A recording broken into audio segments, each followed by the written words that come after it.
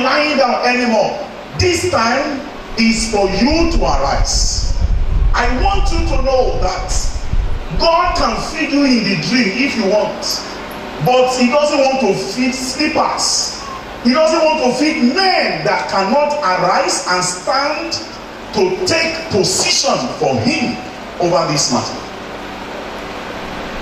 I'm asking God that in Nigeria, he will cause the church to arise one more time. Amen. You are not saying amen. Amen. You don't understand. You don't understand what is brewing underneath. You don't understand how difficult it may be in a few days' time for us to gather like this if we do not arise. If we do not arise to this situation, we'll be in trouble in a very short while in this country. It's everywhere. And I'm sure except you are pretending not to see it, it's there.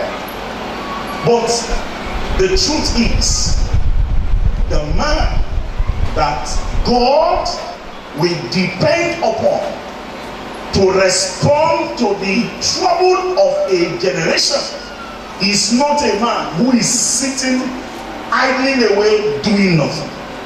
God is looking for such men that will take a stand and take a position for Christ. Arise. And then the next one was eat.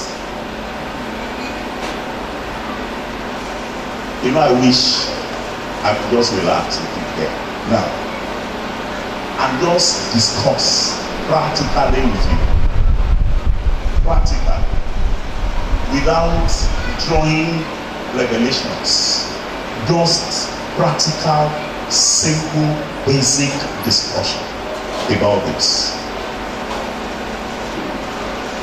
If Elijah was crying that he was not better than his father, and God's response was that he should eat, I think there is something about this food that will make Elijah to be better than his father. I am thinking that there is this food that a man cannot eat except he wakes up before the normal time. I will have started opening scriptures, Exodus 16, Mark chapter 1. Those are very powerful scriptures that I would have loved us to study, but I'm looking at the time. I just want to draw from you, from my personal experience in my walk with God, that many years ago, I saw a need for me to also respond to certain things around me.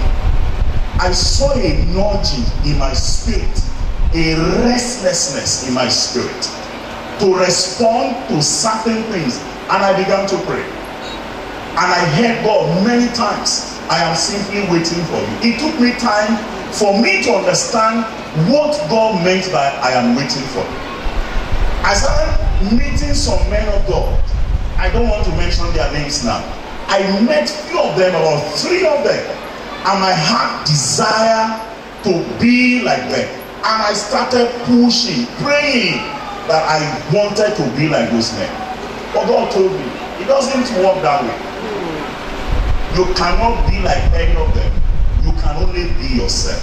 You sit here and eat my word. Everything you are looking for, you will get it in my word. You need to get yourself buried in this. When they told me this meeting is 9 o'clock this morning, I said, my is not about the Father, it is 9. My is, how do I get here at 9 o'clock without eating and not physical food? How do I jump out of my house to go and preach and I'm not taking the bread because it is daily? Give us this day our daily bread.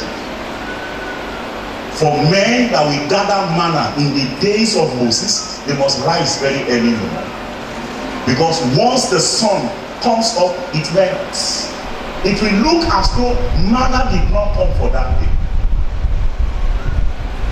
Once the sun rises, manna evaporates. So those that must gather manna each day must rise very early. They must beat the sun. They must arise before the sun arose. And they must gather. And the strange thing about manna is, manna that cannot withstand the heat of the sun can withstand the heat of the oven. Once it is gathered, you can fry it, you can bake it, you can do anything you want to do with it, but the small heat of the sun melts it.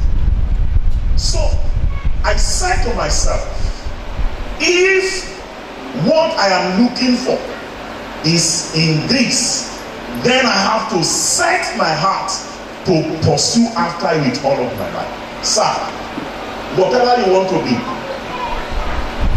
in the field of engineering, in the field of medical science, in the field of business world, in the field of ministry, whatever you want to, I hear God say, what you need to do is to arise and eat. There is this food that God prepares for you. It is not for those who will take just a short bite at it. It is for those that will stay there and consume everything God serves him, for him to draw strength to confront the challenges of our time. So, I want to say to you that for a man that will arise early in the morning, should also learn to sleep early in the night. It is not possible for you to spend late nights and expect to have any money. While you ought to sleep and you are awake, you are already spending your money. Scientists told us that every information you gather during the day, when you sleep, your brain arranges it in files. You push them there, store them neatly, because you don't speak it here and there, arranges it for you. So when you wake up in the morning, your brain is without cluster, without clutter. Everywhere is clear. You could assimilate. They told us the best time to read is in the morning, and the best time to study the Bible is in the morning too. I don't know what else to do apart from this. Everything I have done in the last 28, 29 years are things I have gathered, not from books, but from this book that is called this book. The Lord told Joshua, this book.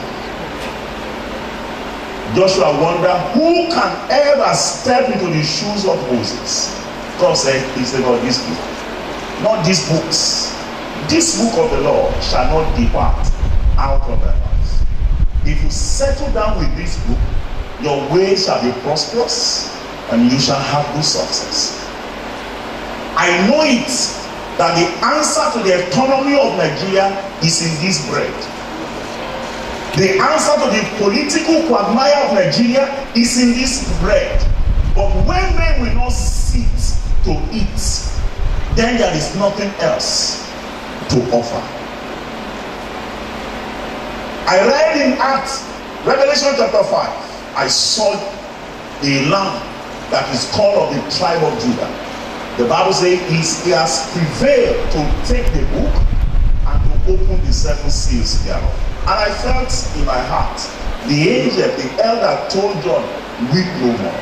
He tells me that Nigeria will keep on weeping until we find men that will take this book and read.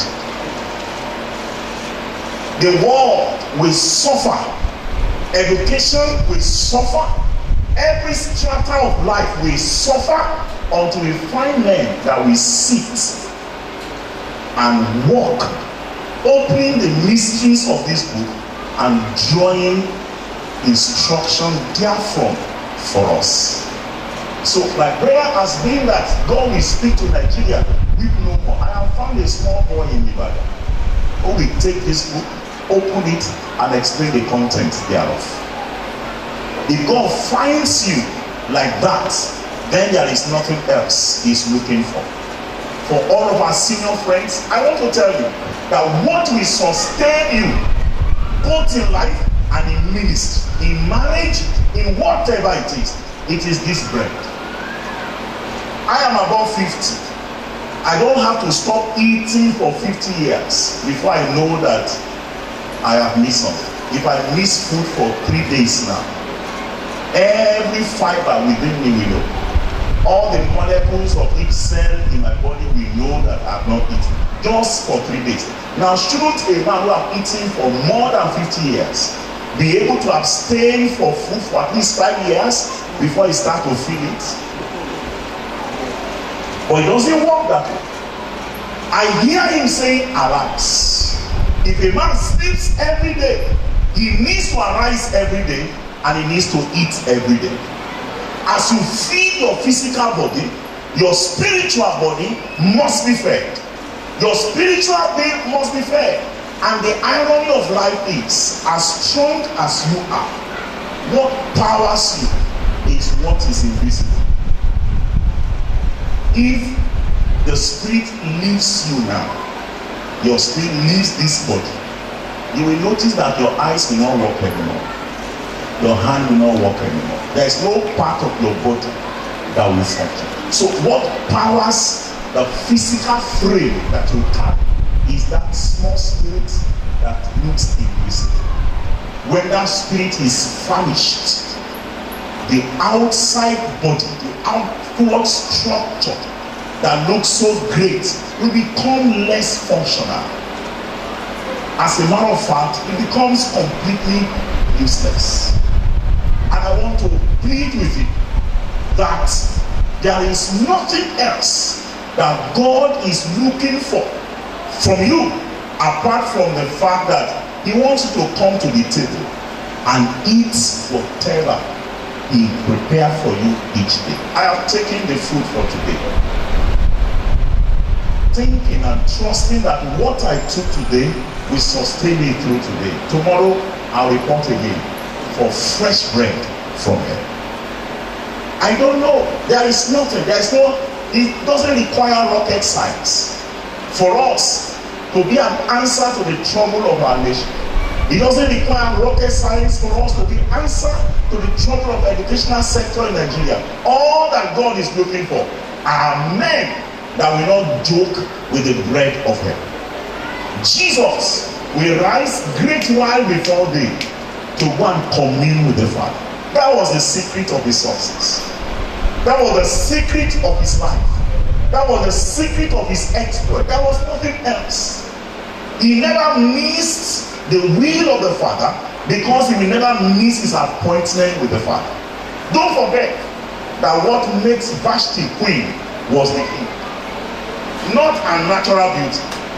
Nothing else would have made her to remain a queen except the king desire to retain her as the queen. If she gets so busy with her business and ignores the king, he will soon know that there is another woman that is much more beautiful than herself. I want to say to you, friends, if God will just permit you to understand what I'm sharing with you this morning, that you can become great in your life only if you arise and eat this bread. Your marriage will not end in disaster only if you arise and eat. You become great in ministry only if you arise and eat. In my small life, I have seen the word of God being applied to every situation in life accurately, and it worked. But if you are a heavy sleeper, if you are such that ignores God's presence, you can't be a man of exploit. Elijah arose, ate, slept, Then they said, no, you didn't finish this thing. You have to finish this because this thing, this journey is too great for you. When you see wrestlers, footballers, sports people, they take drug just to enhance their physical fitness. They know that once they take that drug, they will be able to perform beyond their physical abilities.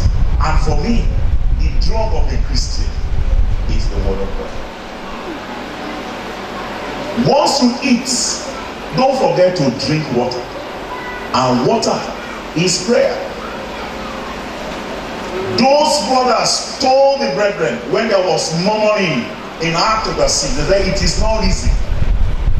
I looked at that English, I said, that's bad English. It is not easy for us to abandon the word of God. It's not easy.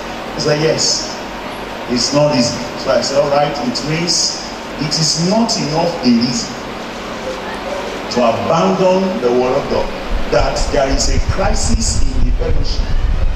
It's not enough easy to miss out on your quiet time. Some of you are leaders here. When you are not a leader, you are a very good Christian. It is leadership position you took that killed you.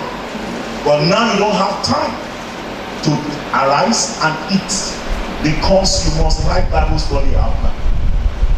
Because you must prepare Sunday message. Because you must have meeting with the brethren. Because there is ESCO meeting.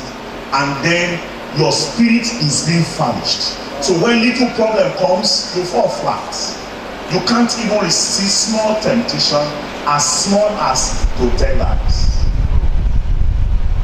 You have become so weak because you don't have such opportunity to sit with the word of God and to spend time at the place of prayer. They say it's not reason. So I said, oh, you mean it is not reasonable for us to abandon the word of God because there is a crisis in the church? So even if people are saying there is a trouble, fire on the mountain, I hear the Lord say that's not a reason for you to skip your quiet time. It's not a reason for you not to pray. Because actually what you need to go and say where you are going must be picked from his presence. Why will you be a messenger without a message? Why will you run when the Lord has not sent you? Where are you going when you don't know the direction? It doesn't work that way. I hear the Lord say, arise and eat. And then saying some two sisters are fighting the next hostel and you are the sisters called, come and settle the rift. Tell them, I have just arisen. I must eat first. When I come, we'll settle it. But for now, I have to finish this food before I eat. I look at my time, my work. God, this my friend, I must finish this. I must eat this food. I need it. Because I know I am first and foremost a Christian before I am a minister. My ministry, this one, I have said it many times. What I'm doing now is a distraction. It is. There is nothing serious about preaching. It's a distraction. I will have spent more than the time I spent this morning if I'm not coming here to preach. And I will have enjoyed myself better as a Christian than I'm doing now. Yes, doing God's work, doing what God wants me to do, but not at the expense of my life. One man told me about almost 30 years ago, cornered me and said, I want to borrow you some amount of money. And I know when an elder speaks like that, want to give you wisdom. I said, yes, sir. He said, take your salvation with your right hand and take your ministry with your left hand. If ministry is not going, drop it with your two hands, hold your salvation. Almost 30 years ago. And I said, sir, I will never forget this until I see Jesus face to face. It is with one hand I hold ministry. With one hand I hold my life, my salvation. If ministry is not going, I will drop it with my two hands I hold my salvation. I am first and foremost a Christian before a minister. My Christianity is much more important to me than the ministry. No. What makes me me is not ministry, it's the fact that I'm a Christian. It is unreasonable as a baker that will bake bread, somebody uses that bread for breakfast and you are not taking your breakfast. It's unreasonable. Rise to your feet.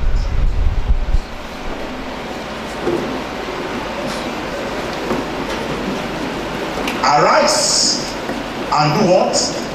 And eat.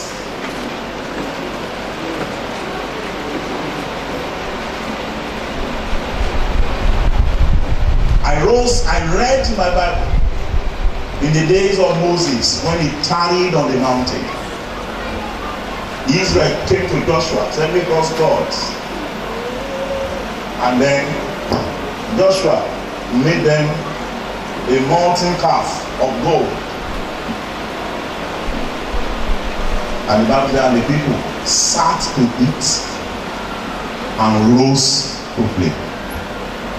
I said, what a wrong order. They sat to eat, they rose to play. It can be okay for them to sit to eat and rise to walk. But no. Arise and eat. You have to wake up from your slumber and eat and drink. Prayer. I don't know how great you are. You can't be greater than your prayer. Whatever is happening to you today is a reflection of your prayer life. Wherever you are today is how much investment you have in your prayer account. You want a better life? Pray better than what you are praying now. You will see a change. 4 people on the mountain to pray. One of them was praying. That was Jesus. Only him had his face changed. Only him had his clothes white as snow. Others remained the way they were because they were sleeping. God cannot credit your prayer account when I pray for you. Even when you say I should pray for you and I'm praying for you, that account is credited to me. The prayer may work for you actually, but the account of prayer is credited. My own account of prayer. And I want you to know that there is nothing else to life and to making exploits in life apart from this. May God this morning grant you understanding in the name of Jesus. We're going to pray 3 prayers. Number 1. Is there a revelation that is so prominent in your heart that you are seeing now? That is from the camp of the enemy, that's blinded you from seeing what God is saying? Elijah caught revelation from what Jezebel said. He didn't catch revelation from what the angel said to him, arise and eat. Maybe a dream, one bad dream you had about 2 weeks ago has come to capture your heart, that you don't see any other thing, you don't remember God's promises and prophecies over your life, and that is the only thing, that is the only picture that is prominent on your mind. Will you pray to the Lord this morning that those things you cast them down, all imagination and every thought that is against the knowledge of God? There is a knowledge of God about you. There is something God knows about you. And everything that is against that knowledge of God about you, the Bible says we cast them down. Can you cast them down? Can you cast those suggestions, those statements, those utterances that the enemy brought to your heart, that is making you to feel that you cannot become anything? It is time for God to liberate you. It is time for you to be set free from that grip of the enemy this morning. You cannot leave this place without trouble this morning. The Lord is here to set you free. No matter how bad that dream will be, can you cast it down? Those strange thoughts, those strange imagination of your heart. Something keep telling you are going to die. Something keep telling you are going to drop out of school. Something keep telling you are going to fall into sin. And it's becoming more prominent in your mind. Can you cast those imagination down? Can you throw them down? They do not belong to you. They are not your portion. Cast them down. That's what I said. Cast them down. Every thought, every imagination against the knowledge of God for my life, against what God knows about me, I cast down. Every wrong prophecy, every wrong utterance, every wrong statement against my life, against my future, against my family, against my marriage, against the ministry that God has committed into my life, I cast you down in the name of Jesus. I cast you down. Even if it's my personal imagination, and it's against the knowledge of God, I cast you down in the name of Jesus.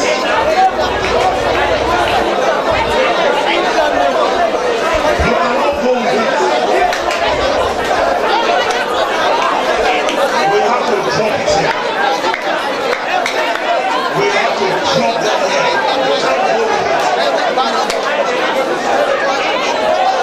You cannot go with it. You cannot go with it.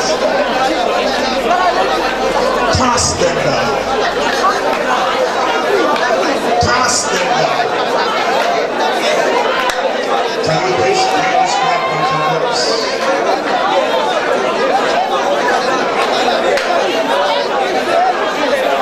In Jesus' name I pray.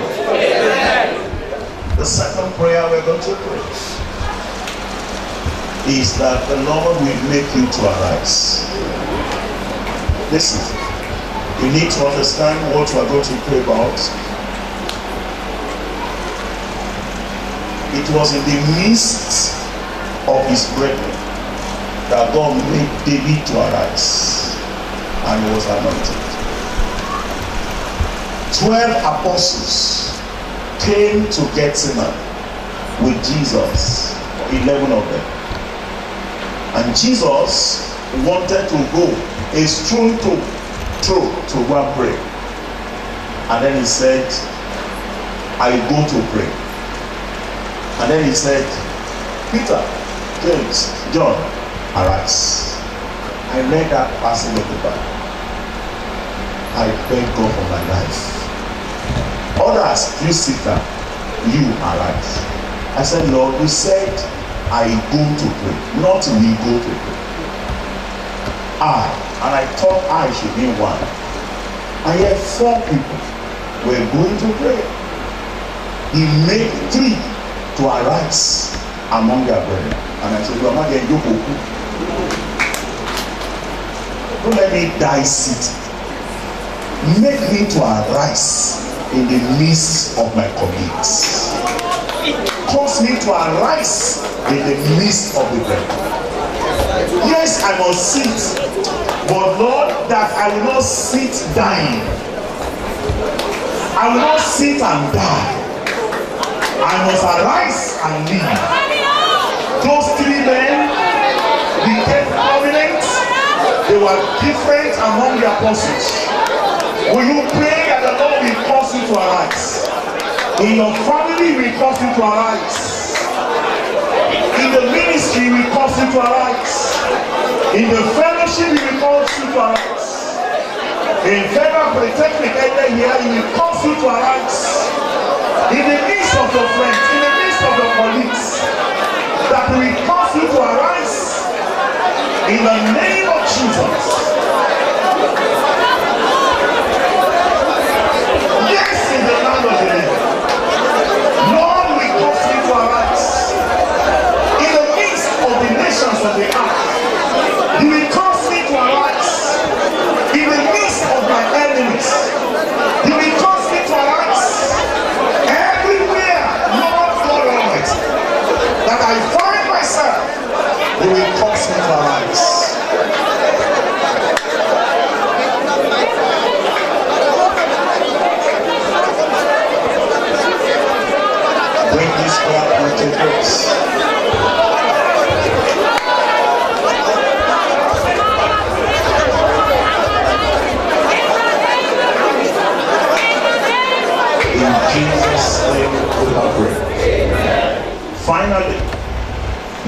to say, the Lord, thou will prepare a table before me in the presence of my enemy. The Lord, I will not miss my meal. Create in me a deep hunger for the bread of heaven. Lord, help me that daily I will take this bread. You will find everything you are looking for inside of it. You will find your marriage there. You will get to know who to marry by the word of God. Because all things you can see everywhere today were created by the word of God. The word of God made this world. Bible by faith we know that the worlds were framed by the word of God. That things that we see were made from things that do not appear. You may look very tiny now. Great things will emerge from your life as you feed on the word of God. You may look inconsequential today. Great things will emerge from your life as you study the word of God. Your family may be the smallest in Nigeria. Great things will emerge from that family as you eat this bread of heaven. Will you pray and say, Lord, create an hunger in me, a passionate hunger for your word and for the place of prayer. Lord, admit me daily into your presence and feed me with the bread of heaven. Lord, teach me also to pray. Make prayer very easy for me. In the name of Jesus. Lord, help my heart. Help my heart to desire your word. Would you like to bring this prayer point to close as I pray now?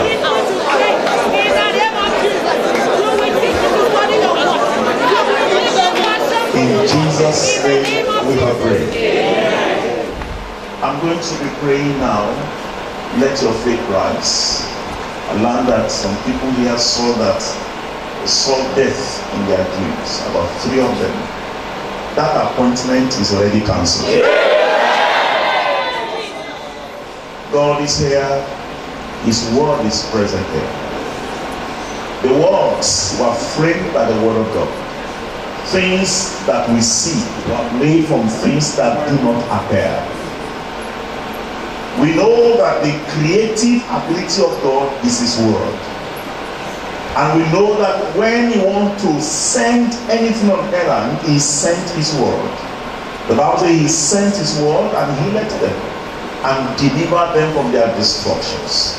Any word that proceeds out of his mouth, we surely return to him, but not void, not empty, not unaccomplished, not a failure, not unsuccessful.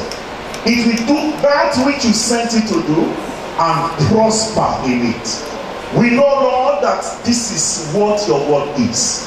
The Bible says you exalt your word more than your name. This is our bread. This is the bread from heaven. The fathers ate manna in the wilderness and they are dead.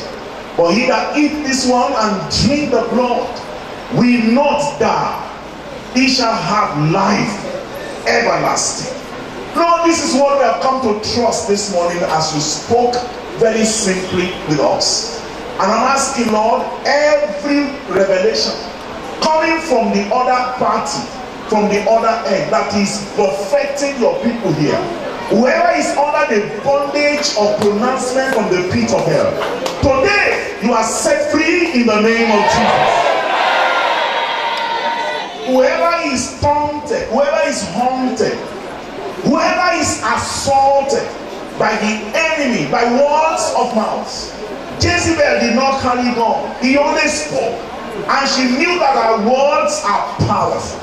That word, Elijah saw it. Elijah saw his end. Elijah saw his death. He preferred that God should be the one to kill him and not a woman. But he didn't doubt the fact that what Jezebel said will come to pass. And that was an ordinary woman. Only Father, what about what you say? But Lord, any word coming from any Jezebel to terminate our journey abruptly, any word coming from any Jezebel to threaten your counsel over my life, any word coming from any Jezebel to affect Tacsfon in any negatively, today we cancel it in the name of Jesus. Whoever has spoken The Bible says, who speaks and will come to pass when the Lord has not commanded it. Every word that is not a command from God against your life, against your future, against your marriage, against your academics, I cancel it in the name of Jesus. And now,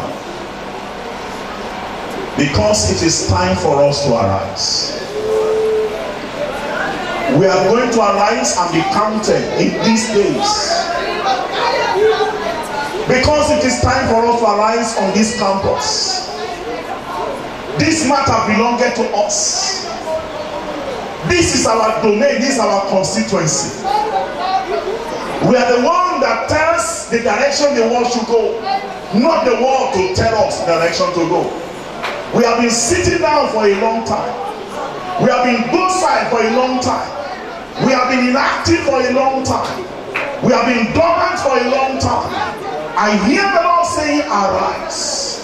Lord, today, from among our colleagues, you will make us arise in the name of Jesus. Lord, I am not taking light of this matter here. The matter looks so simple in the palace of Pharaoh that day, as Joseph interpreted that dream, and yet it was going to have a global consequence. Father, it may look like it's a remote place in Ede here, but Lord, I know that what you are saying here will have a global consequence. Lord, in the committee of nations, make